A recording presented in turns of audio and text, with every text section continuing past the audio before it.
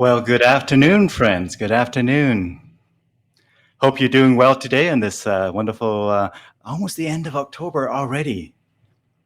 Welcome to another episode of Conversations with Dune and Friends. Today we have a wonderful guest joining us from Alberta, from the Calgary area, and we have Annette joining us. Annette Stanwick is joining us from Calgary. Annette, can you still hear me in the green room there, my friend?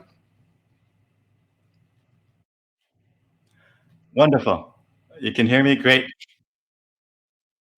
Wonderful. Let me do a quick introduction here, folks. Again, feel free as we continue the conversation here, feel free to interact with us. Feel free to ask Annette questions and in the comments section there. And your comments will be displayed on screen and we'll be able to really just participate in the conversation here. So let me do the quick introduction here. Annette Stanwick, international speaker, best-selling author, freedom facilitator, coach and healthcare executive, now retired. Annette Stanwick has risen above numerous daunting life difficulties, but despite the trials and trauma, terror and tragedies, she is a happy, confident, and passionate woman.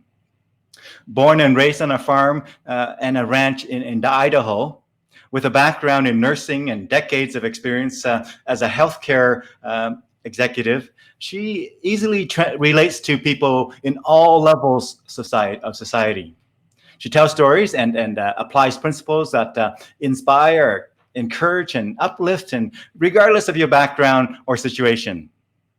She has spoken to thousands in a vast array of audiences across North America and Africa, including but not limited to women and men and young people and professional organizations, church groups, Indigenous peoples, and prison inmates, as well as those recovering from addictions. As a freedom facilitator and coach, she inspires others to rise above their difficulties and helping them to face their issues and make positive choices with strategies to let go of things that hinder happiness, destroy freedom, and sabotage success. Her personal experiences and deep understanding of the human behavior provide a platform for keynote messages and seminars and coaching that are transformational. Her award-winning and best-selling book, Forgiveness, The Mystery and Miracle, is having a global impact. Friends, please help me in welcoming our wonderful guest today, Annette Stanwick. How are you doing today, Annette? Hope you're doing well, my friend. I'm just great, Dune, and it's so wonderful to be here with you and your viewing audience. Yes, and thank you so much for the opportunity. Yes, and I'm sure your friends and colleagues hopefully will tune in now in this hour and a bit here, as well as in the recorded version as well. And so, Annette, tell us a little bit more. You have quite a diverse background and involves Africa and all that stuff. And I know you did not mention in there, but I see a photo of you with a motorcycle as well. Tell us a little bit about, fill us in a little bit on your background. Well, after my husband and I had been married for a few years, we went to Africa, to Ethiopia, where he taught agriculture, and I delivered babies in the mud huts. I held immunization clinics, taught health, and did all kinds of things that for 3 years, just learning to love the people of Ethiopia, the culture, the food. And then when we came back, I got streamed into being a healthcare administrator and went on to be a healthcare executive in a large hospital in Toronto, and then back here in Calgary, a private healthcare facility where I was I was vice president of medical affairs of Eye Center. But while you mentioned the motorcycle, and that comes while in Ethiopia, went through some really difficult experiences. It was a beautiful country and we loved the people, but there were some real difficulties going on at the time. And number one, I overcame a very deadly form of meningitis, but I was actually shot at in a passing car. I escaped a violent attempted abduction. And, Wow. but you know what? I learned that those experiences are experiences, and that doesn't have to define who you are. But back here in Canada, as my husband and I was called to be vice president of a large hospital in Toronto. And while there, serving in that phenomenal opportunity, I mean, I've had challenges and achievements, and I was involved in a nearly fatal automobile accident. 13 broken bones, massive internal injuries, 8 surgeries, 4.5 months in hospital. But I learned there that attitude is everything. There were a lot of hurting people around me, but I made a choice every day to be positive and to look up and to work hard to recover. And that really formed a basis for helping me in other situations as well. And then when we moved back to Alberta after several years in Ontario, we moved back to Alberta, and one of my brothers was tragically murdered, Dune. Oh, no. It was probably one of the most difficult experiences I've ever gone through in my life. And I did a lot of processing on my motorcycle. Yes, I have been a biker babe. You have a picture there of me on my motorcycle, and I did a lot of processing of my grief, my pain, my anger, and I did a lot of that while during the hours of solitude in riding. My husband rode his own bike, and I rode my own, and we rode thousands of kilometers on those bikes. And I came to realize that during those times of solitude, I could think about what I was going through, but I also made 3 very positive choices during that time. Number 1, I wanted to be happy again. And I knew that my brother would want me to be happy. My second choice was that I didn't want to be consumed. And when tough things happen, it's easy to remain consumed by the struggles and the pain and the anger. But my third choice was that I wanted to grow. And because I said earlier that attitude is everything, I did everything that I could to grow. I went for counseling, best choice I could have made. I went for grief counseling. Yeah. And while riding my motorcycle one day, because it was a very sordid story, and when we just learned some very unbelievable information, I heard a voice while I was riding my motorcycle. I know that acceptance is a really important part of the grieving process, and I was just praying that I would accept the story that had just unfolded 1.5 years after SOREN's death. And that voice said, and I've come to recognize that voice as a divine, is my God. Said, forgive them. They didn't know what they were doing. And, I wrestled with that. I wrestled with that. But finally I said, okay, if you want me to forgive, then you're going to have to make it possible and make me willing. Well, a few months later, I found myself in the courtroom in Virginia presenting a victim impact statement. The person who had pulled the trigger in my brother's death had confessed and would not be standing trial, but I was there for the sentencing hearing along with 10 other members of my family. My victim impact statement was very real and very honest and very, very talking about the pain and the impact. But then at the end, I offered God's love and forgiveness and my own forgiveness. And Dune, the moment that I did that, it was like a heavy burden was lifted off my shoulders. I stepped away from that witness stand a transformed woman. Mm. I was free. 5 people went away to serve the rest of their lives in prison Mhm. because of my brother's death, but I came away a Mhm. free woman. And that experience gave me a passion to Mhm. help other people forgive and let go of whatever it is that's Mhm. holding them back from their very best life. Yeah, there's power in forgiveness, and there is lack of freedom in hanging on to grudges and hanging on to anger and hanging on to, ill will, if you will. That's right. And it can consume us. Mm-hmm. So one of the things I did, I felt inspired to write a book. Mm-hmm. And my book, Forgiveness, the Mystery and Miracle, Mm. is helping people. Well, as you said in the bio, it is having a global impact. Mm-hmm.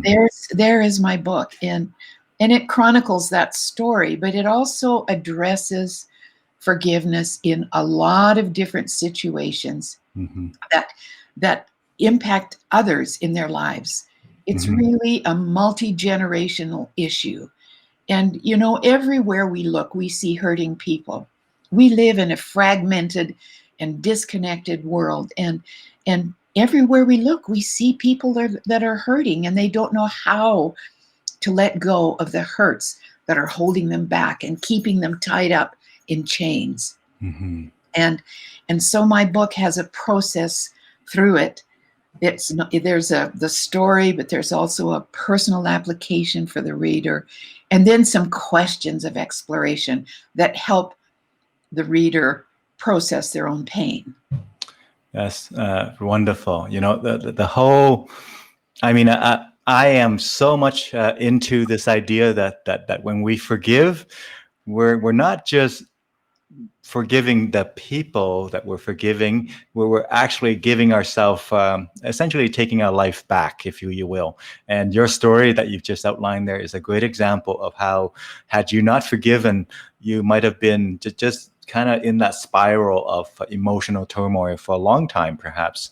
That's right. And some people will stay in those painful places for the rest of their lives. Mm. Forgiveness doesn't excuse or erase the harm that's done, Mm-hmm. but forgiveness sets us free Right. because we make a choice to release our grip on Mm-hmm. those painful things, our anger, release our grip on the anger and the bitterness and resentment and hatred, but also the fear Mm-hmm. and regret Yeah. and shame of the circumstances, whatever the circumstances are that we might be facing. Yeah. Yeah. Well, thank you for sharing that. In many ways, one of the simplest way to think about it, maybe it's a bit of extreme what I'm about to say here, but it's almost like a poison when you are hanging on to anger for too long, like extreme anger for too long, extreme frustration for too long. It really eats away at certainly at your life, at your well-being, at your mental state, and it really does ruin your life, doesn't it? Oh, it does. You know, hanging on, just for example, hanging on to anger is very destructive. Mm. It destroys our health, it destroys our relationships, it destroys our success and our well-being. Mm-hmm. And if we hang on to fear that something might happen again, fear is paralyzing and it holds us back Mm-hmm. from doing the things that can help us. So those two emotions, they're the most common things that we experience Mm-hmm. when we've gone through painful experiences, anger and fear, and all the different, permutations of those two Yeah. very strong emotions. But they are powerful. Yeah. But Yeah. we always have a choice. Mm-hmm. We Mm-hmm. may not have a choice in what happens to us, Dune, Right. but we always have a choice in how we respond. You bet. You bet. Choice, it's really important for people to understand. No matter what happens, you always have a choice Mm-hmm. how you respond. Yeah. Well, Viktor Frankl, as well as, of course, he's probably the earliest one that's been quoted by saying this kind of a phrase. But I know, John, I think it was Stephen Covey or somebody like that also said it, and really resonate with me. And the quote loosely goes something like, I think it was Stephen Covey who said it this way, but probably similar to, again, but he said, freedom is really the space between stimulus and response, right? So that space, the more we can manage and enlarge that space, enlarge that gap, we are increasing our freedom. So again, freedom is a space between stimulus and response. So if we do not have a space, if the stimulus come in and we can't help ourselves but react in a certain way, then we don't have a lot of freedom. Yeah. So in order to get more freedom, you have to kind of separate the stimulus from, allow that space to actually say, and as you said, Annette, choose your response accordingly. I'm a freedom facilitator. Dude. Yeah. And love that moniker, freedom facilitator. Love it. I help people let go of painful past experiences and fears that may be holding them back. But I also help them let go of self-limiting beliefs about about themselves and about others, and also their self-limiting behaviors that are so controlling. And I have a freedom formula, a 5-step formula that helps people process and find freedom. The first step is face the issues. And a lot of times people are afraid to face the issues, the things that are causing them pain and angst and hurt and anxiety and all those negative emotions. Then the second step is to feel the pain. And oftentimes people are afraid to feel the pain. They're afraid that, if I start feeling the pain, I'm going to start crying and I won't ever stop. That's not true. Yes, you'll cry for a time, but feeling the pain and naming what the pain is. And that's what I did with my victim impact statement in the courtroom. I talked about the pain of my brother's death.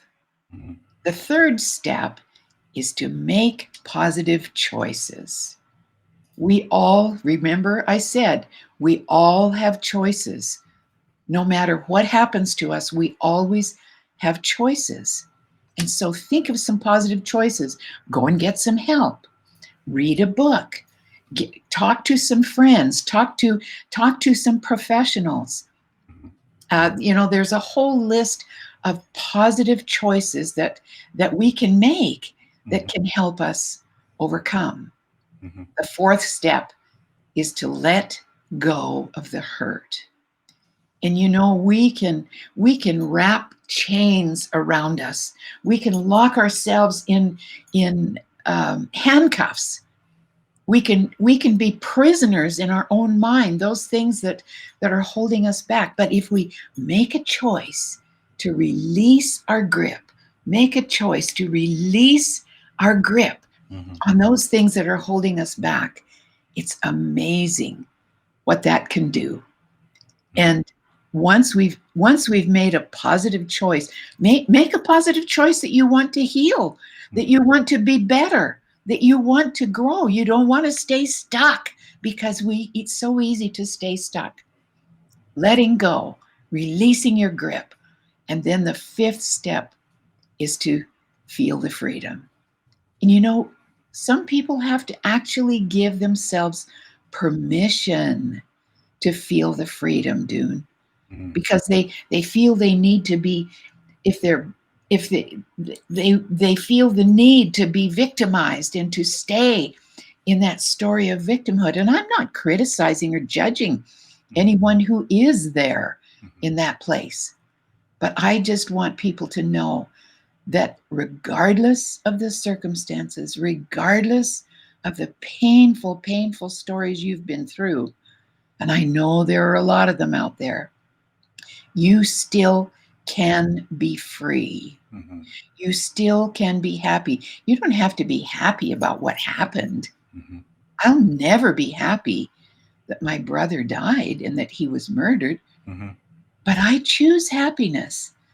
I'll always be sad that he's no longer with us, but I choose to be a happy, confident, passionate woman. Well, So that's my freedom formula, that 5 thank you so much, Annette, for sharing with us. Hopefully you saw the text that I put up on screen there as you were speaking. And let me just run it through again here. So again, folks, step number 1, as Annette said, it was to face the issue. And step number 2 was to feel the pain. And step number 3 was to make positive choices. Yes. And number 4 was to let go of the hurt. Yes. And of course, number 5 is to feel the freedom.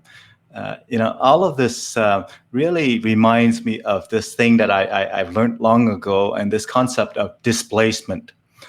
You think about, a boat displacing water. That's how it stays afloat. You think about, a bucket, and you put water in there. Well, if you put water in there, then you can't put some other stuff in there because the water displaces. It takes over that bucket.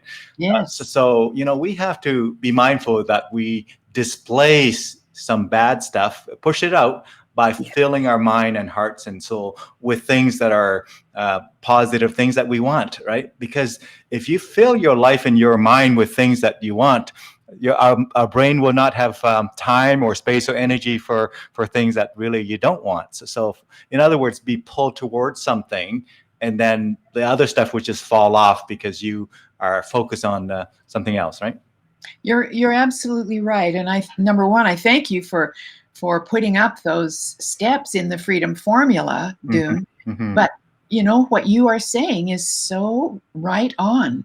Our attitude makes all the difference. And if we can displace those negative things with something positive, with gratitude for what we do have instead of what we don't have, an attitude that hey, I'm okay today. I'm alive. I'm breathing. I do have this. I may not have this any longer, or I may not have that person in my life any longer. But look at what I do have. Yeah. What I'm able to do. And it's all a matter of attitude and making positive choices. It starts in our brain. And our brain has so much plasticity that we can actually change the shape of our brain. A few years ago, I fell at a family reunion. I wasn't planning to share this story, but I fell at a family reunion. We were playing a game, and I fell and broke my hip. And as I lay there waiting for the ambulance to come, first of all, I was calling myself, you stupid ninny. And suddenly I realized, okay, Stanwick, suck it up. And I said, make lemonade out of this. And instantly I felt a switch in my brain. I felt the switch in my brain. And I started joking with the people that were around me, even the sheriff that came to see what was going on, and the ambulance drivers and my brothers. And I felt a shift, and I shifted into positive. Of course, I wasn't happy. I knew that my hip was broken, but I sensed the shift in my brain because I made the choice to change my own thoughts. And that was such a powerful revelation for me. I'll never forget it. We have the power to change thoughts the minute that they go into our heads. And it can make all the difference in the world. Yeah, absolutely. I agree. And, if I could just add another comment similar to this displacement and similar to some of the sentiments you shared, another truth that I found is that, I posted on social media a year or two back. I said, if you're having trouble starting something, how sometimes you just want to start something, but you can't start something, right? Yeah. For whatever reason. And I said, if you're having trouble starting something, try stopping something else. Oh, that's a good point. Okay. And then the opposite is also true. If you're having problem stopping something, like I can't stop doing this, try starting something else. Yeah. Because, right? For example, I'll give you a very simple example. I used to watch a lot of TV. long ago. It was decades ago. I used to watch a lot of TV. One time I said to myself, well, I don't know if I want to watch all that TV, but I was just like, I was in that mode. Well, when I got into something else, when I started something else, such as, my MBA pursuit and my business, it just automatically, TV was not even difficult to give up because I started something else. Does that make sense? Yeah. And then another example, the opposite example would be, if you want to start, you want to write a book, you want to write a book, and you say, I just can't seem to find time to write the book. Well, you have to look and say, what do I have to stop doing in order to help me start this thing? So we only have so much time and energy. All of us have, 24 hours a day. And, you want to start something new and you're having trouble starting it, maybe just try stopping something else and creating space for it, and vice versa. If you want to, stop something, maybe just start something else and it'll just pull you in that direction. So again, the displacement in action again. That's really the really good point, and I'm really glad that you shared that, Dune, because it's very, very important. Mm-hmm. It is so easy for us to just be consumed by stuff or consumed by events that are happening, consumed by television, consumed by negativity, Mm-hmm. and displacement. Yes. Make a choice to displace. Yeah. I'm sorry, I'm wiggling here because I'm it's not in a view that I'm often in. So I'm, oops, there. No worries. Sorry. So let me go to the next step. Tell us in your speaking and training and coaching and the stuff that you do, tell us a bit more about that. We've sort of visited the book there and the genesis of it and the essence of it, but tell us a bit more about the speaking and training, other things that you do as well these days. Well, thank you for asking. My signature message, Mm-hmm. Dune, is let go and live free. Wow. And that's really about forgiveness. It's about finding those things I can let go and live free of anger, bitterness, resentment, and hatred. Let go and live free of fear, dread, and doubt, or let go of regret, shame, and blame. And those are my signature message. But I can bring that into any message. I mean, I've spoken all over North America, and I can bring forgiveness and let go and live free into any message that I present, because I know that people everywhere need to be able to let go of the things that are holding them back. But, go ahead. No, go ahead, Annette. My husband and I do a lot of things together. Lucky you guys. A husband and wife, if you can do a lot of things together, that's a blessing. That's a blessing. When my brother was murdered, I never dreamed that I would feel led, number one, to publicly forgive his killers in the courtroom. Mm-hmm. But I would never dream that I would feel inspired to go in and work with men and women serving life sentences for murder. Mm-hmm. What I've come to understand through the deep spiritual experience I went through is that my brother's killers, and there were 5 that were involved in one way or another, were deeply wounded. And it came true as we watched the social workers and psychologists talking about the one who pulled the trigger in my brother's death. He was so deeply wounded, and so were his brothers.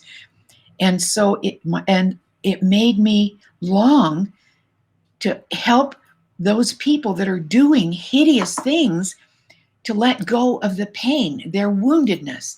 And so my husband and I, and this is a beautiful picture of my brother. He was a wonderful, wonderful guy, SOREN Cornforth. But we developed, I got involved in restorative justice, and I never intended to, but I was invited to when people heard about forgiveness and letting go. And in restorative justice, I was invited to go in and work with some people that were serving life sentences for murder. Yeah.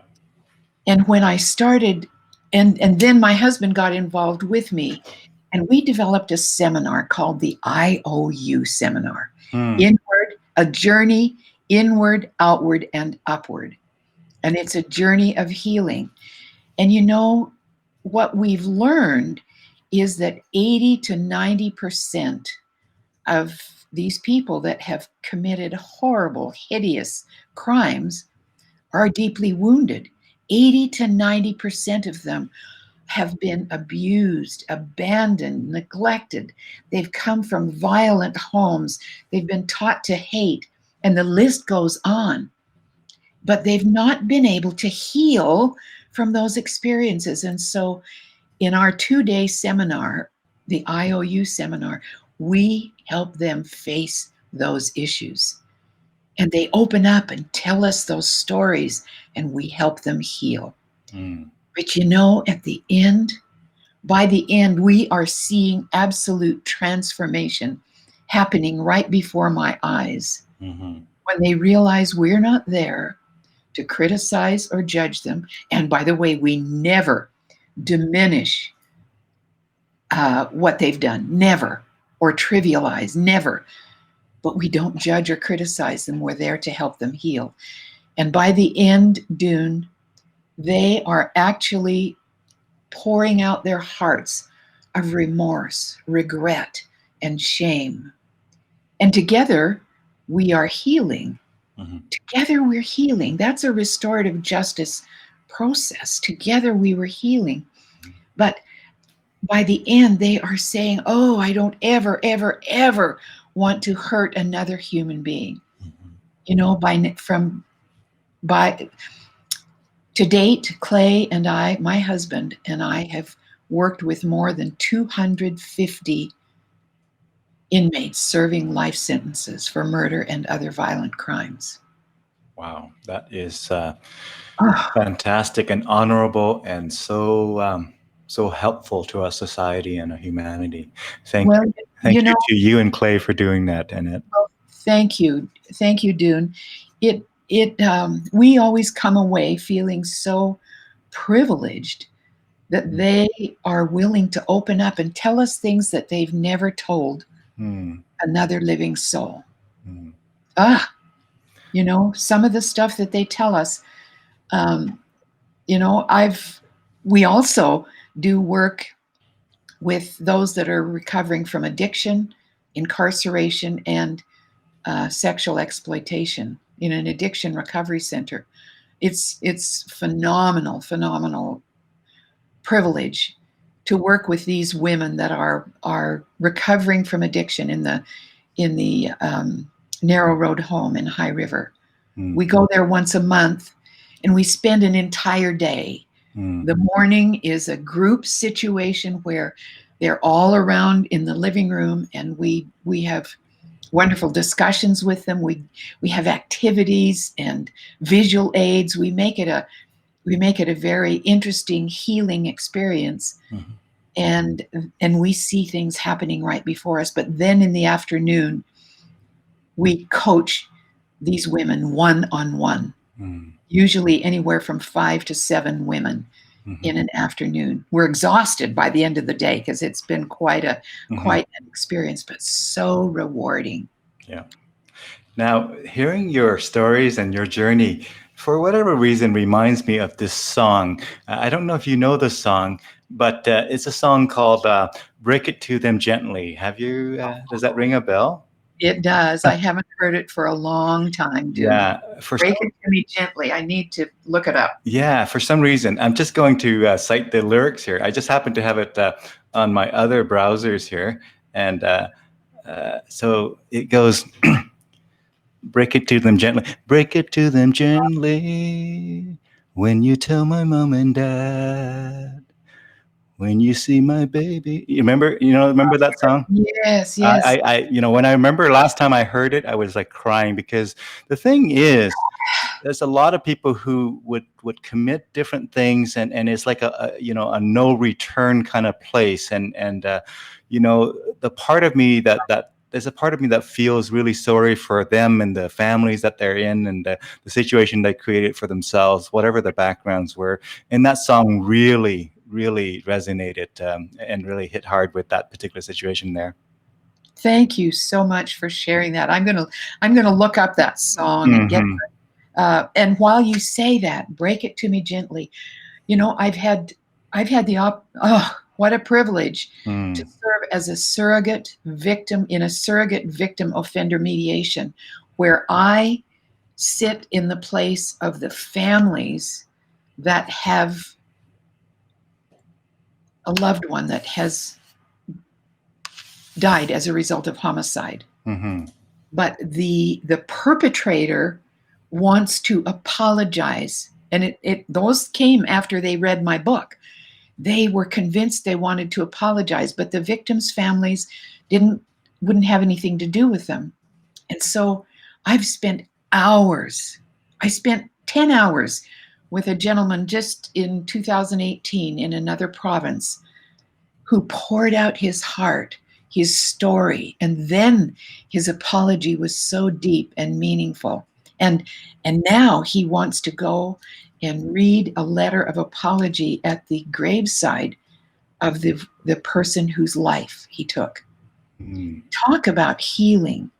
I've done that on 2 separate occasions with 2 separate individuals, and you have no idea what a privilege it is that they entrust me with their entire story. Oh, it's absolutely phenomenal. And you know, as Clay and I work with these people, as we work with the lifers inside the federal prisons, at one point I love getting them involved and brainstorming, and I put things up on a whiteboard. I ask them, what is it that you value in life?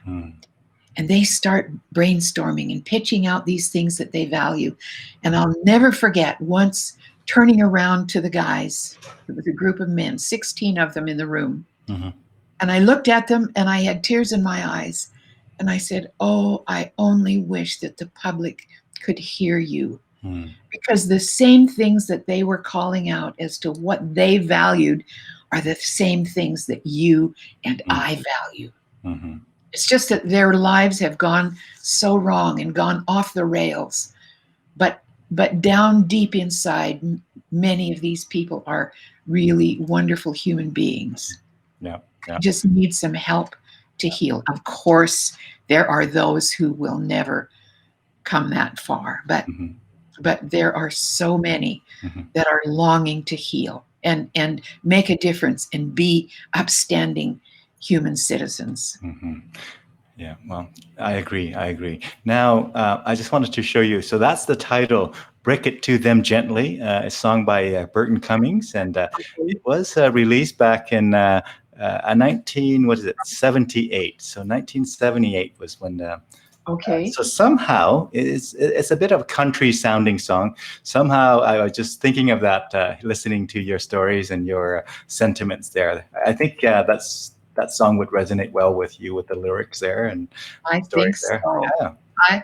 I think so, and I'm going to look it up and because I think it would be powerful. We use a lot of music in our seminars that we do, and you know, along with the stuff we do in prisons and in addiction recovery, my husband and I also do relationship seminars to help people strengthen their relationships. We've been married for more than 5 decades, so we have a lot of experience. Yeah. Just as a funny coincidence and a bit of a poignant coincidence, I visited with a friend yesterday who happened to be used to do a lot of producing for a TV channel and whatnot, reporter and journalist and all of that, and video production, and a producer. And you know, at the end, he just shared with me a video that he produced a few years ago that talks about this kind of a story of a man who, I forgot the name of the man now, Jimmy something or other. But anyway, a man who committed a crime, like killed somebody, and then, you know, the highest maximum security and whatnot, and he was able to reform, and the whole journey and all of that stuff, and he ended up being the one to now help the inmates with their journey and with their. Yes. So Wow. it's one of those, and it was a 23 minutes or 25 minutes documentary that was well produced that I watched yesterday. Just coincidentally, he didn't know anything about the conversation today. I didn't know anything. He just said, "Well, here's one that's got almost 2 million views on YouTube." So I pulled it up and I watched it, and all of a sudden here we are talking about this. So. Wow, that's amazing, Dune. Thank you for sharing that. Yeah. Yeah. So tell us a bit more. I'm going to just take it, maybe just show the next photo here, which is actually over here. Tell us about this photo that I'm going to bring in here again. Oh my,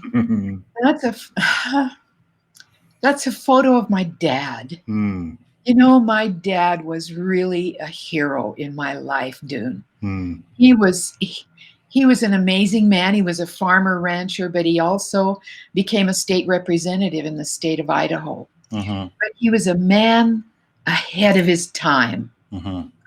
And the things that he taught me were so phenomenal that they resonate with me to this very day. Mm-hmm. He said to me, Annette, your voice is important. Don't ever be afraid to speak up. Mm-hmm. And he did that, you know, in the legislature in the state of Idaho. He spoke so eloquently. Mm-hmm. He also said to me one day, after I'd done something terrible that had embarrassed my mom and my dad, and he sat me on his lap and said, Annette, I want you to know there's nothing you can ever do to make me stop loving you. Mm. I forgive you. I'm disappointed, but I forgive you and I love you. And you know, that was such a poignant moment.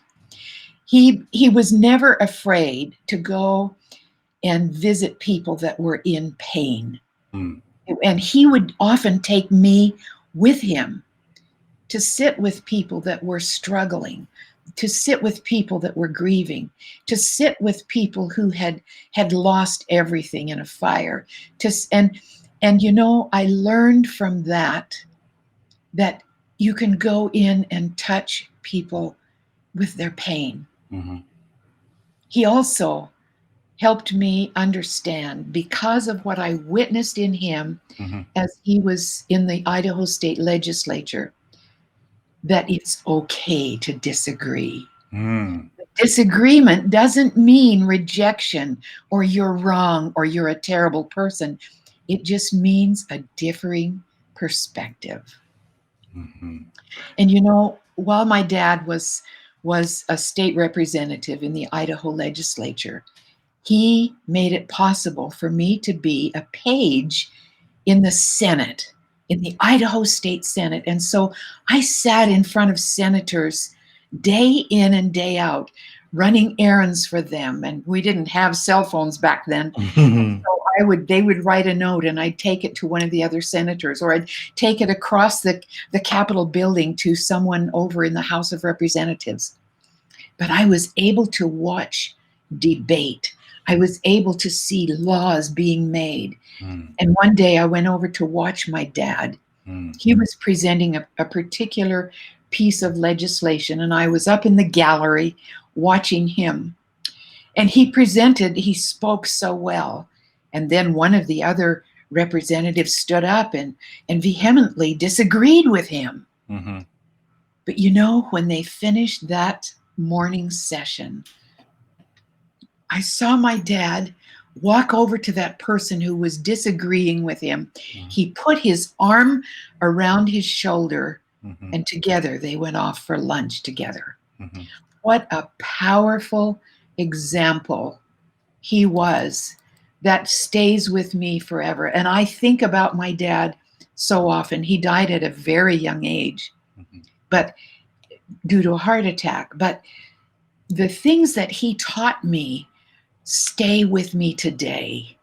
And I'm so grateful for those lessons. And that's why I say my dad is my hero. Mm-hmm. You know, we impact others in countless ways in the way we do things and the way we say things and the way we treat them. And it's such a great story of how in a relatively short life, he was able to make lasting impacts on you as well as others, and make Yes. make a mark on the world, Yes. Yes. a legacy, really. And what you've shared, I just want to pull it out of this, and I want to actually apply it to the context that we're in right now. So for those of you folks who do not deal with inmates and prisons and helping people who committed crimes, all of the lessons that Annette spoke about so far in this conversation are very much applicable universally. So let me just take the first one you talked about, which was the one of the first ones anyway, is the whole idea of people, however, whatever crime they committed, whatever things they've done, give them the benefit of the doubt that there's some good in them, and perhaps they could be reformed or rehabilitated, or change their hearts and change their minds. So give them the benefit of the doubt and work with them and see if you can help them on that journey. That's sort of one lesson, and that doesn't have to be murderers only. That could be somebody else who have lost their way and got into some trouble, and just see that, be able to help them coming out of that. And then for example, what's on screen right now, it's okay to disagree. Clearly that applies very well in our current context here. And so all of the things and forgiveness and everything that you've talked about, even though you shared very touching and extreme stories, whether it's being murdered and things like that, obviously in prison and all of those stuff. Those lessons actually are very much applicable to everyday life, I think. They are, Dune. And one thing I want to point out is that wrong will always be wrong. Mm-hmm. These people that have committed hideous crimes, or the people that have hurt you, mm-hmm. or our viewing audience today, mm-hmm. wrong will always be wrong. Mm-hmm. But we share a common humanity. Mm-hmm. And if we can listen to stories, if we can try and understand what is behind what they've done, mm-hmm. are they wounded? And you know what I see, because of the experiences I've had, I see wounded people everywhere. Mm-hmm. We live in a disconnected, fragmented, wounded, hurting society. Mm-hmm. And when people don't know how to heal from those wounds, they can carry on for a very long time, holding on to those wounds. And it's hurting people that often go on to hurt other people. Mm-hmm. Mm-hmm. And that doesn't make it right. But that's what we've seen, hurting people hurt other people. Mm-hmm. Mm-hmm. Yeah. But people can be redeemed. And I've seen it over and over and over again, mm-hmm. that people can be redeemed. I agree. And they can be forgiven. Mm-hmm. And they can change their lives to become upstanding citizens. And that's regarding our neighbors and our work, the police, the people that we work with in the workplace. Mm-hmm. It's, everywhere we look, there are situations where we need to be able to work with people and help to resolve conflicts and bring people back together so that we become connected, so that we're not so fragmented. Be part of the solution. It's difficult, but be part of the solution. You're absolutely right. Don't be part of the problem, be part of the solution. Right. And if we all try our best to be part of solutions, and sometimes, or even most times, we fail, well, sometimes we're going to succeed. And if enough people do it, those successes add up to be very much a positive force for the world. Right. So it's a matter of, even if you don't succeed all of the time, try anyway. That's right. Sometimes because of the background of the individual that you may be having a conflict with, maybe they are so deeply wounded that they are unable to face the issues and to resolve that conflict. Do what you can in a gentle, tender, compassionate way, And if they are unable to, just release them. Release the grip that you have on that relationship, because some relationships won't work out. Mm-hmm. Mm-hmm. But there are things that we can do to make them better. Mm-hmm. And then on the flip side of that, there are relationships that are fantastic and wonderful. Tell us more about this one, my friend. Oh, yes. Annette. That's my husband, Clay Stanwick. Mm-hmm. Clay and I have been married for 54 years, Dune. Mm. And we've had a lot of ups and downs. We've been through just about everything that you can imagine a relationship will go through. Mm-hmm. But we've made it through because we learned to communicate and talk about those things that are upsetting us. We've learned to do things together. I'm a very strong extrovert. Clay is more reserved and an introvert, Mm-hmm. but we balance each other out. Mm-hmm. And we've learned to do things together that we enjoy. Mm-hmm. You know, he's the one that talked me into riding a motorcycle after that terrible accident I was in. I didn't want to ride a motorcycle. I didn't want to have broken bones again, but he encouraged me. And finally he said, take a course. Mm. I said, okay, you sign me up. You find the course, sign me up, and you pay for it. Mm-hmm. And if I don't like it, get off my back. Well, I fell in love with it. Yeah. And so we motorcycled together. We golfed together. Now we do seminars together, and we do work in addiction recovery and in prisons together. If couples can find things to do together, you're not going to have the same things that Clay and I do together, but because we do things together, we enjoy each other so much. Yeah. I just want to make sure I spelled his name correctly. Is it Clay? That's correct. And his full name is Clayton, but he goes by Clay. Oh, yeah. Either way, but here we go. Yes. Did I get that correct? That's correct. Yeah. And you know, and Clayton would be with the T-O-N, I presume, like that. That's right. But he goes with Clay. Yeah. He goes by Clay, and he's just an amazing individual, and such a deep heart. And he's an excellent speaker himself. So we work together very well, and he's very, very supportive of what I do. And I've been very, very supportive of him over the years. I mean, it was him that was called to go to Ethiopia. So I followed him halfway around the world. Yeah. Well, you know, if I could just put a spotlight on what you said earlier about you and Clay working together in prison, helping people, inmates, kind of turn their life around and really make it through the journey. I was just going to make a comment that says, you know, if a husband and wife can be happy in prison, they can be happy anywhere. That's a good one. Yeah. We're happy doing a lot of things together. We can go for drives. We can talk for hours. Mm-hmm.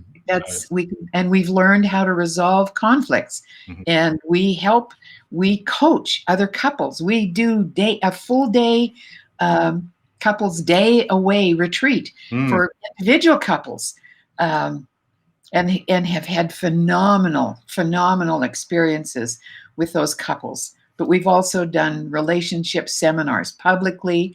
We work in Indigenous communities as well. So we have a real diverse audience. And well, you know, with this COVID reality that we've been facing for the last number of months, 7.5 months or whatever now, I bet you there would be some more couples who might find themselves needing some assistance to deal with some of the challenges that COVID has introduced into their lives, eh? Well, they have, and we thought we would do something for them, but perhaps we didn't approach it in the right way, and so we postponed a webinar that we were going to do, but we're going to You know, and it's important, Dune, when we Mhm. try something, and if it doesn't work out just exactly the way we thought it would, Mhm. it's important to do some self-reflection Mhm. and to learn. And when we didn't have the response that we wanted, boy, I'll tell you, we've done a lot of soul searching and getting consultant involved, and we will do it differently next time. But never, I'm not beating up on myself because I worked really hard, but it's okay for things to not go exactly the way you thought they would go. What have you learned? Mhm. What have you learned, and how can you do it better next time? Mhm. Mhm. Well, wonderful. Thank you for sharing that. I'm going to bring up possibly another one or two more photos here. Let me Okay. meander this way. This is you here for your speaking and training. I love the colors. Colors are just composition is just awesome, fantastic. Love it. Thank you. Hmm. And going the other way in terms of other photos, tell us about here's you in action. Was this in Calgary somewhere, or do you recall? No, this was in Edmonton. Hmm. This was at a restorative justice conference. A restorative justice conference where people were learning from me about the restorative work that we do in the prison setting. And there, in behind is my healing process chart that I use to help people understand what happens when there's an emotional wound and how they can work through the healing process. And thank you for sharing that. It and that just reminds me, I'm going to be speaking at a restorative justice conference November 17th, the Hmm. Alberta Restorative Justice Conference. It'll be a virtual conference, but and the topic that I'm speaking on is story, the Mm. pathway to healing and peace. And Wonderful. stories, realizing that stories are so important. Yeah. But yeah, restorative justice is about bringing victims and offenders together to create dignity and healing. Yeah, yeah, yeah. So another coincidence. I remember how I said earlier that yesterday I met up with this person, and he again at the end of the meeting when he went home, he sent me the link to that video that I mentioned. Yes, Well, yes, well, his YouTube thing is Story Dawn. So Story Dawn. So his name is Don Marcotte. But the idea though is stories are powerful. So all I yeah, wanted to just highlight the fact that there's a lot of people working with stories and believing that stories are really an important part of life and transformations. And so you just again hit on another commonality that we have there with this particular person that I met with yesterday. And so stories are so powerful. Tell us, do you have an example or a story about how powerful storytelling or story can be in life? Do you have an example that you can share or any sentiment around that? yes. Was shortly after my book was released, was launched, and one of the first people who read my book wrote to me sometime later, and she said, Annette, um, I hated my granddaughter Hmm. because my son had sexually abused her. I mean, this is real stuff. Hmm. My son had sexually abused her, and she reported. My son ended up going to prison. It blew our family apart, Hmm. and I didn't want to have anything to do with my granddaughter. Hmm. And she said, when I read your book and realized the power of forgiveness, she said, I walked back into my granddaughter's life Hmm. and I forgave her Hmm. for what she did. She had been deeply wounded. Hmm. And she said, today, my granddaughter and I have a beautiful relationship. But it went on farther. Hmm. She said, my granddaughter, then forgave her mother Hmm. for not rescuing her from that abuse. Hmm. Hmm. And today, her the girl and her mother have a beautiful relationship. So she said, through forgiveness, you have brought our entire family Hmm. back together. Hmm. Yeah. Yeah. Wow. Well, it reminds me of the scene, let's say at a funeral, where a lot of people are thinking, well, should I have hung on to that grudge or that anger or that resentment that caused me to be away from my close family members, from my blood family relatives and whatnot? And the answer is almost all, I would imagine, is resounding no. So when life comes to an end and we have to take stock and we say, how bad was that disagreement, or how bad was that Yes. conflict? It just doesn't seem to be that big of a deal anymore at that time, does it? So why don't we accelerate and forgive now and be able to restore those relationships and go ahead and live a wonderful rest of our lives together, right? As you say that and you speak about funerals, Mm. a few months ago, I was invited to speak at an event that a funeral home Mhm. was hosting for the families of the people that they had served, the families that they had served over the past. Mhm. And they asked me to be a guest speaker at that event. And the event was entitled Honoring the Memory. Mhm. And I was working from a premise of stories and the power of stories. Mhm. And as I spoke, there were at least 100 people in the room, Mhm. and they were seated around tables, and most of them didn't know each other. Mhm. But as a facilitator, I'm good at asking questions and getting people involved, and they felt comfortable because of the stories I shared. And I'm always very vulnerable and open with my experiences as well. And they were free to respond, and some people would stand up and share, and it was marvelous. And at one point I asked for a volunteer to come up and help me Mhm. with a particular visual aid that I had. Mhm. I didn't know her experience, and she didn't know what I was going to do. Mhm. But through that experience, I actually, I asked for permission, Mhm. but I put a pair of handcuffs on her Mhm. that were symbolic of handcuffing her to the pain of the past. Mhm. Mhm. And when she realized that she could unlock those handcuffs, Mhm. she literally broke down and sobbed in front of the entire audience. Mhm. And they were healing with her, realizing that they could let go of those handcuffs. Mhm. At the end of that event, people, and there were stories, there were so many stories. Mhm. And I encouraged them by, asking them to talk to each other at their table, Mhm. gave them, a little assignment. Mhm. At the end of that event, people did not want to leave. Mhm. They sat there sharing with each other. It was absolutely phenomenal. They did not want to leave. Mhm. And I'll never forget one woman. I connected with each table, Mhm. and she said, "Oh, I am still so angry. My daughter died by suicide 8 years ago, and I'm still so mad at her." Mhm. And so I said, "Help me understand why you're still so angry with her." And she said, "Because we were renovating my kitchen, and we were supposed to go and get some tile to put on the backsplash, and she took her own life. And I'm still mad at her because we haven't finished up that kitchen." Mhm.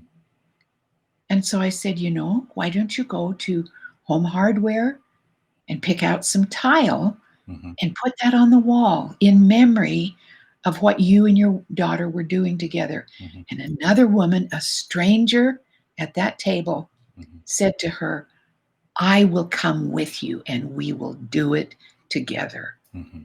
That was the power of story. Mhm. That was the power of story. Right there, they were helping each other. You bet. And again, actions, when we want to change up our mental state, change up our reality, change up our just thinking or heart even, you got to Yes. take some actions, whether it's going to Home Depot and buying some things to build something, to focus on that, again, displacement, to focus on that, and to have that be the focus of your attention, which allows you to find a way to forgive in a practical way. And so again, it boils back to action. If you want a different life, you got to take different actions. You're absolutely right. And that woman was angry every single day that she walked into her kitchen because the backsplash was not finished. Mm-hmm. Displacement. Mm-hmm. Replace it. Do something. Take some action. But she hadn't really thought about that. Mm-hmm. She hadn't thought about getting somebody else involved to help her make a good choice. Mm-hmm. All she could think about was how angry she was every time she looked at that unfinished project. Mm-hmm. And that's why sometimes when we're in that sort of tunnel vision, when we're stuck on that, when we're grabbing onto anchor and feel like we're sinking, because we are, somebody else can be very helpful in kind of initiate something that will take us out of that mode, will kind of kick us out of that kind of pattern that we're in, right? That's right. And you know what? People want to be heard. They want to be heard. Their stories are so important. And if they feel invisible, if they feel that they're not important, if they feel that they aren't heard or that they're misunderstood, people, they crawl back into the painful situations that they've come through. So I love being able to help people tell their stories. That's what I do in my coaching. I help people tell their stories and then help them find a way through the morass of their painful experiences, their negative emotions, and help them find a way through. And in doing so, writing the next chapter of that story. Yes. And I'm in the midst of writing another book. This one, I find that as I'm speaking with people and as I hold seminars and as I coach, I've learned that so often people say the hardest person to forgive is myself. So I'm in the midst of writing another book about self-forgiveness. Wonderful. Well, best wishes with that. Thank you. Let me just pause here for a moment and ask you this other question, which is when I reach out and say, hey, Annette, would you like to chat with me for an hour and a bit? And you said yes. Were there topics or areas that you wanted to talk about we haven't gotten to yet, Annette? We got time. There's no rush here. We're a little bit about COVID time. I am so... I think we've covered a lot of ground. Yes, we have. Yeah. And I just want people to understand that I want to reiterate, we may not have a choice in what happens to us, but we always have a choice in how we respond. And if we can face our issues and feel the pain and then make positive choices that we want to heal, or that we want to do something different, or we want to grow from a situation, and then be intentional about releasing your grip on those hurtful things. They don't have to control you, and feel the freedom. Our attitude is everything. How we think about things, how we think about people, how we think about situations is everything. Our thoughts create our attitudes. Our attitudes become our actions. Our actions become our habits, and our habits become our life. And so if our relationships are in trouble, our life is in trouble. If you're having trouble with a relationship, do something about it. Do it with tenderness and compassion. But remember, your choice, you always have a choice, and your attitude is everything. And I encourage you to forgive and let go so you can live free. You bet. So if freedom is desirable, then we must do the things necessary to allow ourselves access to that freedom. And one of the biggest thing about freedom is oftentimes has to do with our mind. Now, there's very few things in the world that are so constraining that we can't kind of break through. So don't get me wrong. There are things that are reality of the world that you just can't get out of and whatnot, and that's fine. That we have to recognize those. But a lot of time, a lot of people who are kind of not living a good life and really feeling whatever have you, all these negative emotion, and don't feel like they are free, oftentimes is things that they could do with their really what I'm going to call interpretation. How are you going to interpret the life's events that's happening? Life's happen, and your interpretation of it. So I always say to people, be mindful about how you interpret it and ask yourself, how would this interpretation help me and ideally also help my world and the people around me, versus how this other interpretation, there's just nothing but really just harmful effects. Now, what I'm not saying is distort reality to make it so that it's completely made up kind of thing. That's not what I'm saying. I'm saying just find a way to assign meaning to it in a way that is conducive to living a good life and conducive to contributing to society and conducive to helping others. There's always the moment we realize that, that's when our life change. Because some people will say, well, no, reality is reality. No, I say no. Reality is reality, and then the question is, how do you interpret that, and what are you going to do with it, right? I love that, what you said about finding meaning, Dune.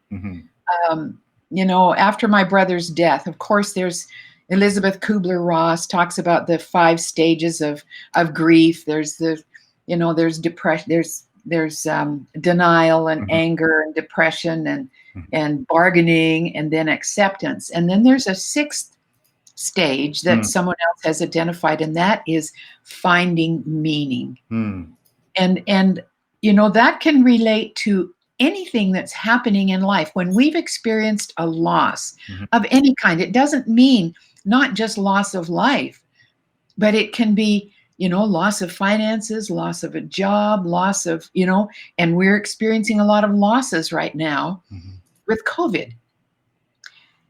What kind of meaning can you find in what has happened? What we need to find meaning. And I'm just grateful that I've been able to find meaning and not stay stuck because I was angry after my brother's death, but I'm grateful that I've been able to find some meaning that can help other people. Yeah. Whether it's in my book, my speaking, seminars that I do, coaching, Freedom Formula, in the prison, in addiction recovery, in, working with Indigenous, wherever it is, we can find meaning. Sometimes we have to, it's like swimming in cement to try and figure out what the meaning is, but we can find meaning if we really search for it. You bet.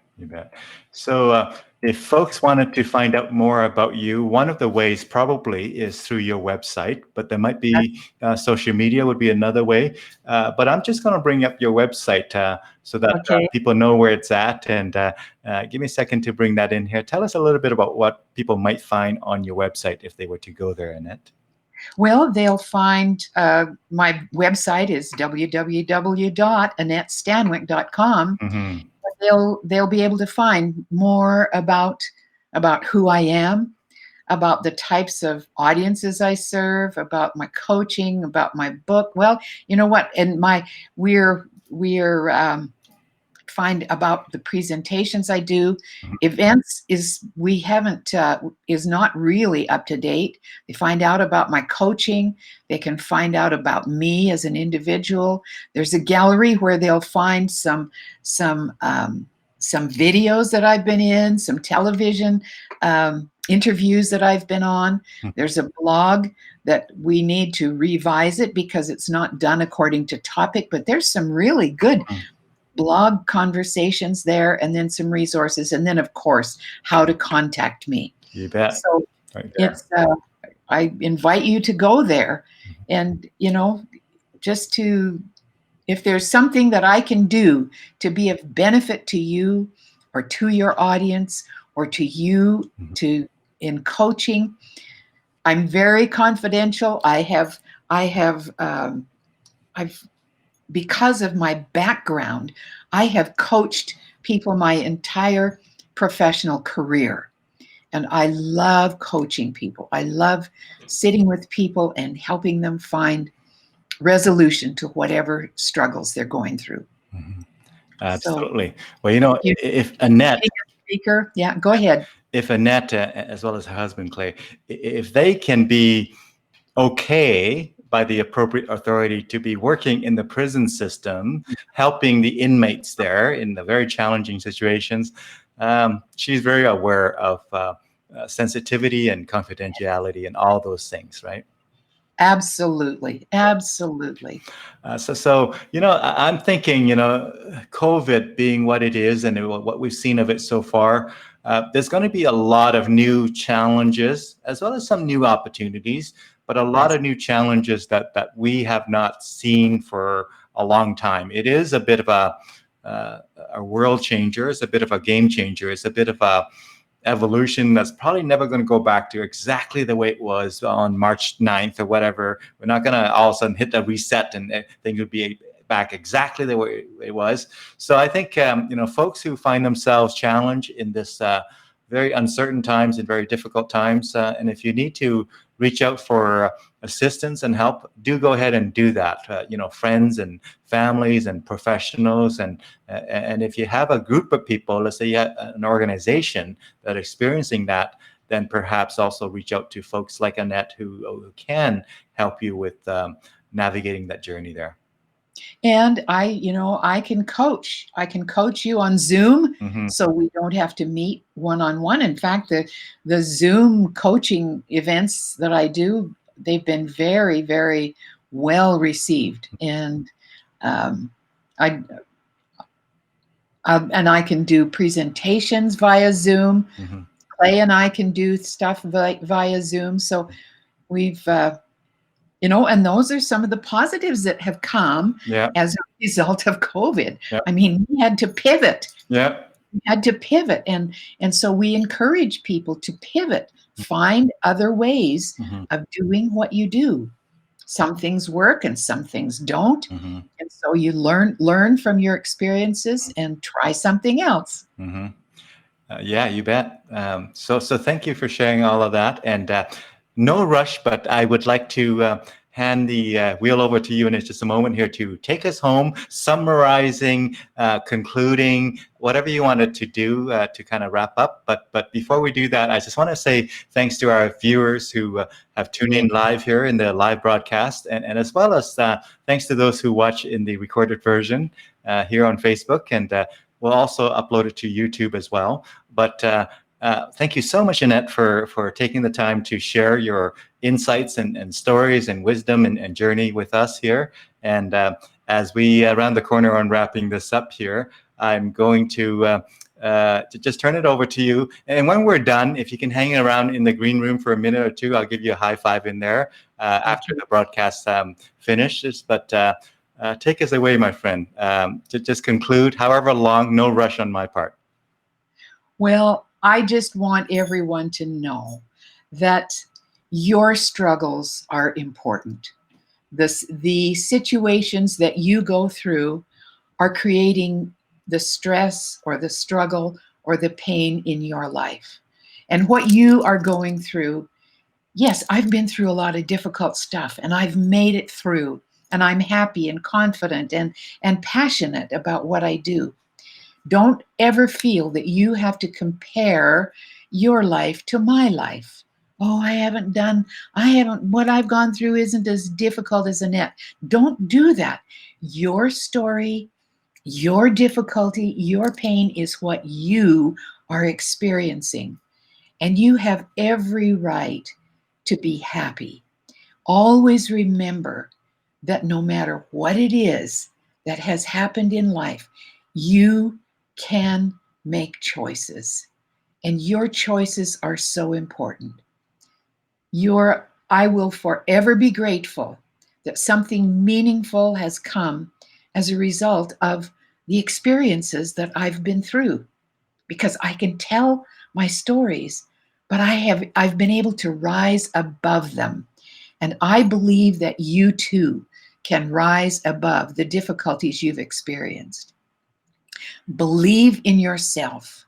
Believe in others. Believe in your higher power, your God, your whoever is the divine presence in your life. Believe in yourself, believe in others, and make positive choices. You have the right to be happy, but that attitude comes from what you think in your own head. You have a right, and you have the ability inside to be able to rise above those things that have held you captive. You can be free. So I encourage you to face your issues, feel the pain, make positive choices, let go of the hurt, and feel the freedom.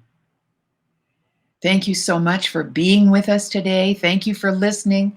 And I hope that you will find some pearls of wisdom that can help you in your situation, that will help you to be free and to live life to the fullest. Thank you so much. Thank you so much, Annette. Folks, you've been listening to Annette Stanwick. And till we meet again, folks, take good care of yourself. Be kind to yourself and be kind to one another. And have a wonderful rest of your day.